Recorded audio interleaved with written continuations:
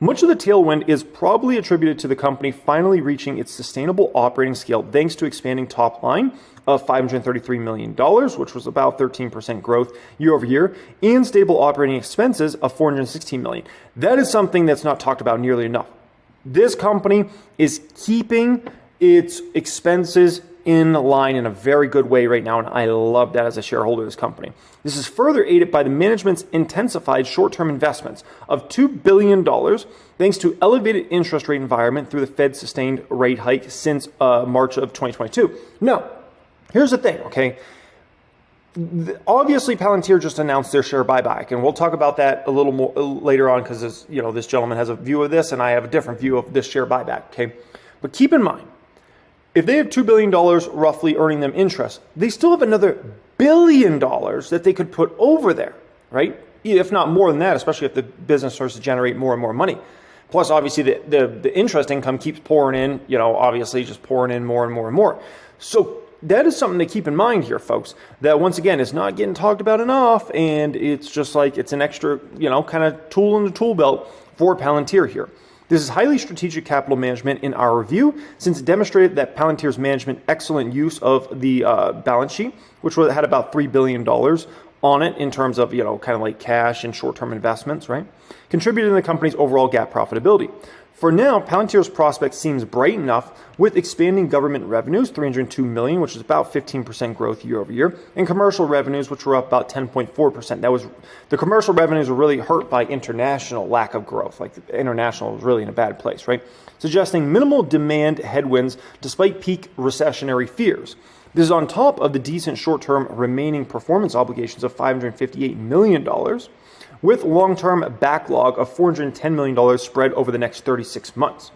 Therefore, while Palantir's top and bottom line growth has decelerated compared to the hyper-Rona levels, right, we're not overly concerned, since it's mostly attributed to ongoing CapEx optimization from the uncertain macroeconomic landscape, right? It's harder, especially in 2023, it's a much harder time to get deals done.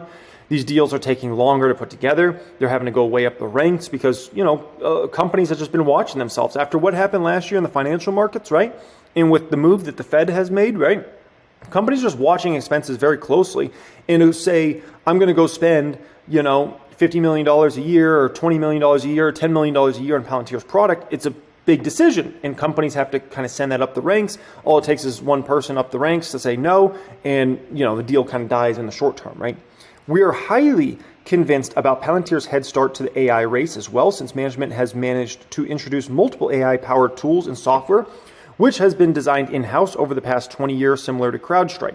Now, something very important, okay? Because obviously Palantir started to get recognized as an AI-related stock this year, okay? And I realize not everybody's kept track of Palantir over the years. Some people have just came across Palantir this year, okay? This is very important, very, very important. Palantir has been working on AI-related things for years, right? And I remember, ever since I found out about Palantir, of what they're working on kind of AI-wise, and that was years ago, okay? And so before it was a cool buzzword to say AI and we got an AI product, like I always looked at Palantir since I found out about this company, it's kind of like at the cross sections of data and artificial intelligence and deciphering your data, whether you're a government, a company, whatever, using that data to make better decisions for your business or for your government entity, right? Sometimes that could be, hey, how can we save a bunch of costs, optimize our business, make things much more efficient? Sometimes it could be, hey, this can help us generate more money with leads and all these sorts of things, right? Or it could be even a different side of things where, for on the battlefield, like having much better decision making in regards to warfare times or critical healthcare related things, right? All these complex issues. So when I look at kind of what Palantir's been up to for years, like they're not new to this game. It's just some people have recognized them as a player in this game, and that's kind of new. The big day has finally come. So Intuit's Alex Chriss named new PayPal CEO. Alex Chriss, the executive who runs the small business and self-employed group at Intuit, is a new CEO of PayPal. So he, you could argue he's anywhere between the number 2 and the number 5 at Intuit, okay? Meaning the second most to maybe fifth most important person literally at Intuit, okay? Obviously, it depends on what perspective you really want to look at, but nonetheless, he's a very, very important executive at Intuit, okay? Now, Chris will take over PayPal's long-time CEO Dan Schulman's spot, obviously beginning September 27th. Schulman became a PayPal CEO after the split from eBay in 2015, and he announced a plan to step down from the role by the end of the year. Now, before we go further here, okay, obviously we're closing out a chapter with Dan Schulman. My opinion on Dan Schulman is I think he did a really good job. I really do. Obviously the stock price has done horrible the past 2 years, but if you look at where PayPal's revenues, profitability, margins, just about everything has gone since he obviously took over in 2015 there, I mean, it's impressive. It's very, very impressive. So the stock price hasn't reacted well, obviously, the last couple of years. But other than that, the man's numbers were pretty dang impressive. And even to recently, very respectable numbers, okay? PayPal's new CEO will be Alex Chriss, the executive who runs a small business and self-employed group at Intuit. Chris will take over for PayPal's current CEO, obviously Dan Schulman, right? He had announced a plan to step down from the role by the end of the year. He will remain a director at the company until May 2024. So he's kind of hanging around for a bit, which I think can be nothing but helpful, okay? Now, we got to talk about the elephant in the room, okay? The elephant in the room is, why did this take so long?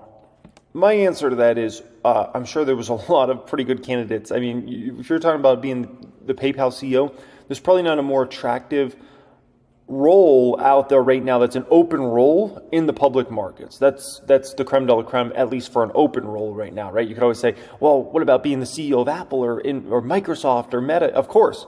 But the problem is those aren't open roles right now, okay? Satya Nadella is not going anywhere from Microsoft anytime soon. Zuckerberg's not leaving from Meta anytime soon. So of actual, real opportunities you could have to work somewhere, this is the number one, in my opinion, out there right now. And I track all the biggest companies. There's no more attractive role than this. So nonetheless, you're going to want to make sure you take your time. You go through everybody and you pick the one that you're for sure this is their best guy, right? I am proud to take the baton from Dan and thrilled to have the opportunity to work with PayPal's talented and committed team to build on PayPal's remarkable history and draw on its unique capabilities to deliver outstanding products and services to business and consumers.